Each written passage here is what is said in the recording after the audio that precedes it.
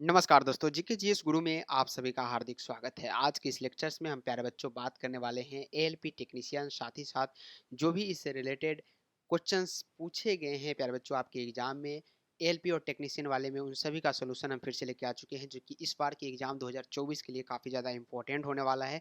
जितने भी student ALP और टेक्नीशियन का एग्जाम देने वाले हैं, प्लीज़ कंसंट्रेशन के साथ यहाँ पे सभी क्वेश्चंस को देखेंगे, बारीकी से आंसर भी इंक्लूड किए गए आज के इस लेक्चर्स में। तो टाइम वेस्ट हम बिल्कुल भी आपका नहीं करेंगे, ज़्यादा से ज़्यादा क्वेश्चंस देने का प्रयास करेंगे। स्टार्ट करते हैं जीके जीएस गुरु के इस लेक्चर्स को। तो फटाफट से एक बार चैनल को सब्सक्राइब करके आज की इस वीडियो को शेयर कर दीजिएगा और लाइक कर दीजिएगा। पहला नंबर सवाल की ओर हम लोग चलते हैं।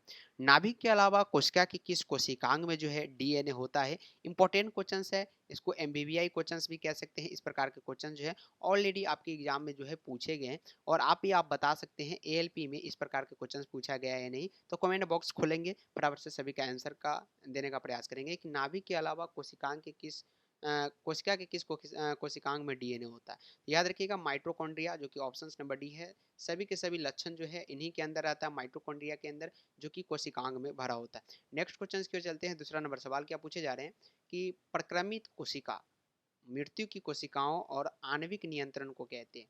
आणविक नियंत्रण करना कोशिका पर, इनको हम लोग क्या कहते हैं? काल प्रभावन कहते हैं, या एपो पोटेंसिस अपसाहन कहते हैं, या उत्तक कक्षक कहते हैं। तो ये चार ऑप्शन, कुछ जटिल ऑप्शंस आपके नज़र आ रहे होंगे, जो कि काफ़ी ज़्यादा इंपॉर्टेंट भी है और पूछे भी गए हैं। तो ये एपोपोटेंसिस बोलते हैं इसको। ऑप्शन नंबर बी यहाँ पे राइट आंसर होगा। थर्ड नंबर क्वेश्चन की ओर चलते हैं कि मानव शरीर के कौन से अंग में लसिका कोशिका बनती है? लसिका कोशिका जो होते हैं मानव शरीर के कौन से अंग में बनते हैं? तो ये भी क्वेश्चन जो है याद रखिएगा। दीर्घस्थि यानी लॉन्ग बोन, यकृत जिसको इंग्लिश में लीवर बोलते हैं, अग्नाशय यानी पैंक्रियाज, तिल्ली यानी स्प्लीन। याद रखिएगा मानव शरीर में जो अ, लसिका कोशिकाएं बनती हो, तिल्ली में बनती है यानी स्प्लीन में बनती है। ऑप्शन नंबर डी जो होगा ये राइट आंसर होगा। ऑलरेडी जो है प्रीवियस ईयर एग्जाम में पूछे गए सवाल है। चार नंबर सवाल क्या पूछे जा रहे हैं, ध्यान देंगे कि डीएनए में नहीं पाया जाता है। डीएनए में क्या नहीं पाया जाता है? चार प्रकार के केमिकल पदार्थ होते हैं। एडेनिन होता है, साइटोसिन, गुआनिन और यूरेसिन। साथ ही में थाइमिन भी होते हैं, जो कि पांचवा है। तो याद रखिएगा डीएनए में नहीं होता। कौन नहीं होता? एडेनिन के बारे में अगर बात करेंगे, एडेनिन डीएनए में पाए जाते हैं, बिल्कुल पाए जाते हैं। ग्वानिन भी पाए जाते हैं, याद रखिएगा। एडेनिन जो होता है हमेशा थाइमिन के साथ डबल बॉन्ड से जुड़ा रहता है। ग्वानिन की बात करें साइटोसिन से ट्रिपल बॉन्ड के साथ जो है ये साइटोसिन से जुड़ा हुआ रहता है। कौन? ग्वानिन। तो डीएनए में नहीं पाया जाता। कौन नहीं पाया जाता? ग्वानिन। क्या नहीं पाए जाते हैं? बिल्कुल पाए जाते हैं डीएनए में। ग्वानिन जो होते हैं डीएनए में पाए जाएंगे। यूरेसिल के बारे में बात करेंगे, अगर ग्वानिन पाया गया तो साइटोसिन भी पाया जाएगा। तो बिल्कुल साइटोसिन भी होगा, यहाँ पे साइटोसिन भी छटा गया। यूरेसिल और थाइमिन के बारे में बात आती है। तो याद रखिएगा यहाँ पे एडेनिन भी पाया जाता है। तो एडेनिन किसके साथ जुड़ता है? डबल बॉन्ड के साथ, थाइमिन के साथ जुड़ता है। तो थाइमिन भी डीएनए के साथ ही चला आया। लेकिन यूरेसिल के अगर बारे में बात करेंगे, ये डीएनए में नहीं पाया जाता। कहाँ पाया जाता है? तो आरएनए में पाया जाता है। याद रखिएगा इस प्रकार के क्वेश्चन जो है, एक क्वेश्चन आपके कम्पिटेटिव एग्जाम में 100% देखने को मिल सकता है, याद रखिएगा। तो डीएनए में नहीं पाया जाता, यूरेसिल बिल्कुल भी नहीं पाया जाता, याद रखिएगा। उम्मीद है कि क्वेश्चन पूरी तरह से समझ में आ गया होगा। डायरेक्ट आंसर की ओर हम लोग चलते हैं। तो यूरेसिल याद रखिएगा, इस प्रश्न का जो होगा राइट आंसर होगा option number C. Next question 5 number सवाल क्या है कि मानव जीनोम का अनुक्रमण सफलतापूर्वक किया गया। मानव जीनोम का अनुक्रमण जो है सफलतापूर्वक कब किया गया? जीनोम मतलब मानव के जितने भी जीन है उसको अनुक्रमण यानी उसके बारे में अध्ययन सफलतापूर्वक कब किया गया? तो याद रखिएगा सन 2001 में इसके बारे में पूरी चर्चा की गई और पूरी इसकी व्याख्या निकाली गई। ऑप्शन नंबर ए इस प्रश्न का बिल्कुल राइट आंसर होगा। 6 नंबर सवाल क्या पूछे जा रहे हैं कि जीवन की उत्पत्ति के समय जो है पृथ्वी का वातावरण था। याद रखिएगा जीवन की उत्पत्ति के समय जो है पृथ्वी का वातावरण कैसा था? ये सवाल आपसे पूछे जा रहे हैं। तो प्यारे बच्चों जीवन की उत्पत्ति के समय पृथ्वी का वातावरण जो है ये अपचायक था। क्या था? अपचायक। याद रखिएगा ऑप्शन नंबर यहाँ पे सी जो होगा इस प्रश्न का राइट आंसर होगा ऑप्शन नंबर सी। प्रोटीन संश्लेषण यानी प्रोटीन सिंथेसिस में निम्न कोशिकाओं में से किसकी भूमिका सबसे अधिक महत्वपूर्ण है? क्या पूछा गया सवाल है, ध्यान देंगे। 7 नंबर क्वेश्चन जो है काफ़ी ज़्यादा इंपॉर्टेंट है एंड काफ़ी बार पूछे भी गए आपके एग्जाम में, याद रखिएगा। प्रोटीन संश्लेषण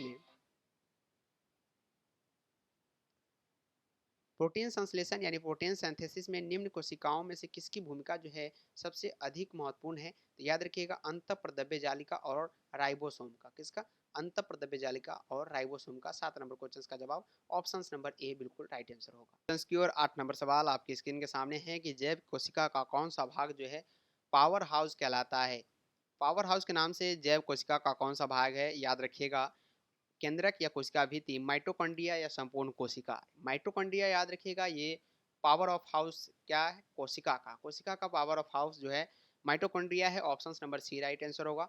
ये 10th लेवल का क्वेश्चन माना जाता है, लेकिन आपके competitive exam, higher competitive exam जो होते हैं उस समय भी पूछे जाते हैं। माइटोकॉन्ड्रिया याद रखेंगे, जैव कोशिका का पावर हाउस कहलाता है। 9 नंबर सवाल आपके स्क्रीन के सामने है, फटाफट से बताने का प्रयास कीजिएगा कि निम्न में से किस कोशिकांग यानी ऑर्गेन को कोशिका का पावर हाउस कहते हैं। फिर से उसी सवाल को अन्य लैंग्वेज में बना के आपके सामने हाजिर है। याद रखिएगा ये सभी के सभी क्वेश्चंस इससे पहले वाले और ये दोनों क्वेश्चन सेम है, सिर्फ और सिर्फ लैंग्वेज का अंतर है। याद रखिएगा माइटोकॉन्ड्रिया ये कोशिकांग कोशिका का पावर हाउस कहलाता है। ऑप्शन नंबर ए इस प्रश्न का राइट आंसर होगा। 10 नंबर सवाल क्या है, प्लाज्मा झिल्ली बनी होती है। प्लाज्मा झिल्ली जो है काफ़ी पतली होती है, लचीली होती है। तो ये किसकी बनी होती है, लिपिड से, प्रोटीन से, कार्बोहाइड्रेट या बी एवं ए दोनों से। तो याद रखिएगा प्लाज्मा झिल्ली में जो होती है ये क्या होती है, प्रोटीन होती है, साथ साथ कार्बोहाइड्रेट नहीं होती, ये लिपिड होता है। यानी ऑप्शन नंबर ए और बी दोनों यहाँ पे राइट आंसर होगा। दोनों बी एवं ए दिए गए हैं, लेकिन यहाँ पे ऐसे भी दिया जा सकता है ए एवं बी। तो ये जो है ऑप्शंस आपके लिए काफ़ी अच्छा रहता है, लेकिन इस प्रकार के ऑप्शंस आपको इसलिए दिए जाते हैं कि ज़्यादा से ज़्यादा आप क्वेश्चंस में कंफ्यूज हो और गलत आंसर लगाने का प्रयास करें। बट ऐसा नहीं करेंगे, ध्यानपूर्वक सभी क्वेश्चंस को पढ़ने का प्रयास करेंगे।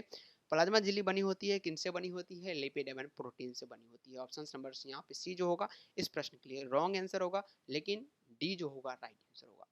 पादप कोशिका जंतु कोशिका से किस प्रकार भिन्न होती है। याद रखिएगा पादप कोशिका जो होती है जंतु कोशिका से किस प्रकार भिन्न होती है। सिंपल सी बात है, पादप कोशिका में क्या होती है प्यारे बच्चों, काफी मोटी जो होती है, ऊपर से कोशिका भीति होती है। जी हाँ, काफी मोटी कोशिका भीति होती है, देखेंगे पादप कोशिका में तो काफी मोटी ऊपर से कोशिका भीति होती है। लेकिन हमारे ऊपर देखते हैं तो एक पतली सी चमड़ा है प्यारे बच्चों, स्किन जो है, स्किन क्या है, एक पतली सी है, याद रखिएगा हमारे ऊपर। तो ये पादप कोशिका और जंतु कोशिका में अंतर है कोशिका भीति की। कोशिका भीति जो है हमारे अंदर नहीं पाई जाती, बट पादप कोशिका के अंदर पाई जाती है। ऑप्शन नंबर यहाँ पे ए जो होगा इस प्रश्न का राइट आंसर होगा। माइटोकॉन्ड्रिया साथ साथ दोनों में पाई जाती है, तो इस प्रकार भिन्न तो नहीं हो सकता। जीव द्रव्य की उपस्थिति दोनों में होती है और कोशिका केंद्रक भी दोनों में पाई जाती है। लेकिन कोशिका भीति के अगर बारे में बात करेंगे तो ये पादप के अंदर पाई जाती है, मनुष्य में या जीव जंतुओं में नहीं देखने को मिलता है।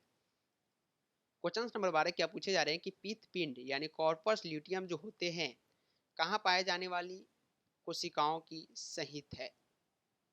तो ये जो है अंडाशय में पाई जाती है, मादा से रिलेटेड क्वेश्चन है, याद रखिएगा। और ये पीत पिंड कॉर्पस ल्यूटियम कहलाती है। ऑप्शन नंबर ए याद रखिए।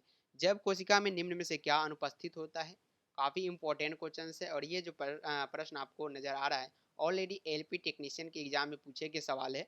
जब कोशिकाओं में निम्न में से क्या अनुपस्थित होता है, अनुपस्थित के अगर बारे में बात करेंगे तो केंद्रक क्या अनुपस्थित होता है, नहीं उपस्थित होता है। सेल्यूलोज की कोशिका भित्ति भी उपस्थित होती है, माइटोकॉन्ड्रिया भी उपस्थित, लेकिन इनमें से कोई ऐसा नहीं है जो अनुपस्थित होता है। ऑप्शन नंबर डी जो होगा इनमें से कोई नहीं बिल्कुल इस प्रश्न का राइट आंसर होगा। 14 नंबर सवाल क्या पूछे जा रहे हैं कि यहाँ पे प्रत्यक्ष यानी इलास्टिक उत्तक टिश्यू जो हड्डी को एक साथ पकड़े रहते हैं उन्हें क्या कहते हैं, उसको स्नायु बोलते हैं यानी लिंगामेंट बोलते हैं। और ये जो प्रश्न है 12th लेवल से पूछे गए प्यारे बच्चों, और आपसे एलपी टेक्नीशियन में तो 100% इस प्रकार के प्रश्न बनता है कि आपसे पूछा जाएगा। 15 नंबर सवाल है कि हमारे शरीर की लघुत्तम हड्डी पाई जाती है। लघुत्तम हड्डी कहने का मतलब क्या होता है, सबसे छोटा हड्डी प्यारे बच्चों। सबसे छोटा हड्डी जो है ये कान की हड्डी है, याद रखिएगा स्टेपिस। कान की हड्डी को सबसे लघुत्तम हड्डी कहते हैं यानी सबसे छोटा हड्डी कहते हैं। 16 नंबर सवाल क्या है कि हाल ही में प्रथम बार किस देश के वैज्ञानिक ने स्टेम सेल से मनुष्य के लीवर कोशिकाओं की रचना की है। स्टेम सेल्स याद रखिएगा, उनसे मनुष्य की लीवर कोशिकाओं की रचना की है। तो ये जापान के, कहाँ के है, जापान के वैज्ञानिक है। मानव त्वचा है, मानव त्वचा एक प्रकार का क्या है, तो एक प्रकार की, ये याद रखेंगे, एक अंग है, एक प्रकार का अंग है मानव त्वचा, याद रखेंगे। ये भी प्रश्न आपके लिए इंपॉर्टेंट है। फटाफट से एक बार सब्सक्राइब करने का प्रयास करें जीके जिस गुरु के इस चैनल को, और लाइक करें फटाफट से, और शेयर कर दें उन सभी छात्र छात्राओं के पास जो कि इस बार अपनी तैयारी को रामबान दे सकते हैं और क्लियर कर सकते हैं अब की बार के एग्जाम। 18 नंबर क्वेश्चन थोड़ा लेंदी है लेकिन आपकी स्क्रीन के सामने है तो सॉल्व तो करना पड़ेगा। निम्नलिखित में से कौन सा कथन जो है प्राणियों में स्तंभ कोशिका के प्रत्यारोपण के संदर्भ में असत्य है। इस प्रकार के क्वेश्चन जो स्टेटमेंट जो दिए जाते हैं लॉन्ग स्टेटमेंट बारीकी से पढ़ना चाहिए और ज़्यादा अगर दिक्कत लगे इस प्रश्न को आप लोग स्टार मार्क देके आगे बढ़ जाना चाहिए और ऐसे ऐसे क्वेश्चंस में टाइम वेस्ट नहीं करना चाहिए क्योंकि ये आपका टाइम वेस्ट करता है और जब आपका लास्ट में टाइम बचे तो इस क्वेश्चंस को सॉल्व करने का प्रयास करें। यहाँ पे काफ़ी प्रेशर में रहते हैं एग्जाम हॉल में स्टूडेंट और करते क्या है कि फटाफट से पढ़ते हैं और क्या पढ़ देते हैं कि कोशिकाओं के प्रत्यारोपण के संदर्भ में कौन सत्य है, बट पूछा क्या गया असत्य है। तो यही छोटी छोटी बातें जो होती है स्टेटमेंट वाली क्वेश्चंस में आपको परेशानी करती है। तो याद रखेंगे ये अंगों के क्षतिग्रस्त ऊतक की मरम्मत करती है, बात तो सही है लेकिन यहाँ पे असत्य पूछा गया, ये तो बिल्कुल अंडर है। ये प्राणी में जीवन भर स्वयं गुणन करती है, बिल्कुल करती है। या ये एक या अधिक प्रकार की विशिष्ट कोशिकाओं को बनाने की क्षमता रखती है क्या? प्राणियों में स्तंभ कोशिका के प्रत्यारोपण के बारे में बात किया जा रहा है, बिल्कुल करती है लेकिन ये केवल भ्रूण में पाई जाती है, ये गलत बात है। ये भ्रूण में नहीं पाई जाती प्यारे बच्चों, याद रखेंगे। ऑप्शन नंबर यहाँ पे डी जो होगा बिल्कुल इस प्रश्न का राइट आंसर होगा। 19 नंबर सवाल क्या है कि मानव शरीर की सबसे छोटी अस्थि, फिर से वही सवाल है, वहाँ पे लघु अस्थि पूछी गई थी, यहाँ पे सबसे छोटी अस्थि पूछी जा रही है एस्टेपिस, जो कि कान की हड्डी होती है, जैसा कि हमने नाम भी बताया था एस्टेपिस, याद रखिएगा प्यारे बच्चों एस्टेपिस। और ये जो होती है कान में पाई जाने वाली सबसे छोटी हड्डी होती है। नेक्स्ट क्वेश्चन की ओर चलते हैं। निम्नलिखित में से कौन मानव शरीर की सबसे छोटी हड्डी है? फिर से वही सवाल और अलग अलग लैंग्वेज में आपके सामने, इसलिए क्योंकि यही सभी लैंग्वेज आपके एग्जाम में रिपीटेड हो चुका है और सभी लैंग्वेज से क्वेश्चंस पूछे गए हैं। मनुष्य एक कोशिका में गुणसूत्र होते हैं, मनुष्य की एक कोशिका, फोकस करने वाली बात है प्यारे बच्चों। अगर मनुष्य की कोशिका में गुणसूत्र की संख्या पूछी जाती तो 46 होता, बट क्या पूछा गया है कि एक कोशिका में, एक कोशिका क्या होती है मनुष्य में जो होते हैं एक्स और वाई होता है, एक में 23 होते हैं प्यारे बच्चों और एक में भी 23 होते हैं। लेकिन याद रखेंगे एक कोशिका में गुणसूत्र की संख्या अगर पूछा जाए तो ये 23 जोड़ी होती है। ऑप्शन नंबर बिल्कुल ए जो होगा इस प्रश्न का राइट आंसर होगा। मानव शरीर की कोशिकाओं में पाए जाने वाले गुणसूत्रों की संख्या बताइए। ये क्वेश्चन में ट्विस्ट है। मानव शरीर की कोशिकाओं में, फिर से सवाल आपसे 100% फंसा सकता है अगर इसमें 46 रहता, 46 से अगर ऑप्शन रहता तो आप चकमा कर जाते और यहाँ पे रॉन्ग लगा पाते। अगर यहाँ पे हम 24 को काट के प्यारे बच्चों 46 ऑप्शंस में डाल दे तो आप 100% इसको राइट मान के आगे बढ़ेंगे। लेकिन क्वेश्चंस में फोकस करने वाली बात है कि मानव शरीर की कोशिकाओं में पाए जाने वाली गुणसूत्रों की संख्या किसमें पूछी गई है? कोशिकाओं में। याद रखिएगा कोशिकाओं में टोटल 23 होती है मानव शरीर में। अगला नंबर सवाल है कि निम्नलिखित में से कौन हमारे शरीर का सबसे दृढ़ भाग है? दृढ़ मतलब सबसे मजबूत भाग है। याद रखेंगे दंत वल्लक। दंत वल्लक यानी हमारे दांत के इनेमल जो है प्यारे बच्चों सबसे मजबूत भाग हमारे शरीर में है। वयस्क मानव में होता है, वयस्क मानव में क्या होता है तो याद रखिएगा 206 अस्थियां होती है। अगर छोटी बच्ची में 6 महीने की बच्ची में पूछा जाएगा 302 से 306 के आसपास पाई जाती है, बट वयस्क जहां भी आपको नजर आए 206 मारिए और आगे की ओर निकलिए, यही आपका राइट आंसर होगा। मनुष्य के शरीर में पसलियों के कितने जोड़े होते हैं? ये आज का लास्ट क्वेश्चन आपके स्क्रीन के सामने नजर आ रहा है और काफ़ी इंपॉर्टेंट क्वेश्चंस भी है, जैसा कि हमने आपको बताया फुल जोश और जुनून के साथ सभी क्वेश्चंस को हमने सॉल्व कराया है और सभी क्वेश्चंस आपके एग्जाम के लिए काफ़ी ज़्यादा इंपॉर्टेंट था, रहेगा भी आने वाले समय के लिए। मनुष्य के शरीर में पसलियों की कितनी संख्या है?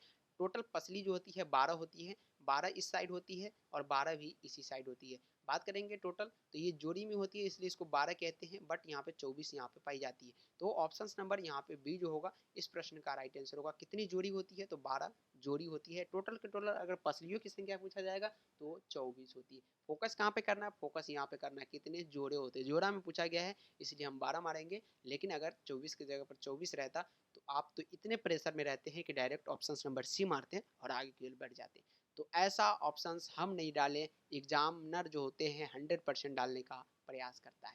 तो 25 क्वेश्चन था आज के इस लेक्चर्स में, जो कि काफ़ी ज़्यादा important LP technician, group D, NTPC जी, जो भी रेलवे से संबंधित एग्जाम आने वाले सभी के लिए काफ़ी ज़्यादा इंपॉर्टेंट था। तो प्यारे बच्चों आज के इस वीडियो को लाइक करेंगे, चैनल को सब्सक्राइब करके एक बार शेयर करें और कमेंट बॉक्स खुला हुआ है, फटाफट से प्यारा सा कमेंट कर दें। तब तक के लिए इतना ही, मिलते हैं फिर से अगले क्लास में। बाय बाय, टेक केयर, जय हिंद एंड जय भारत।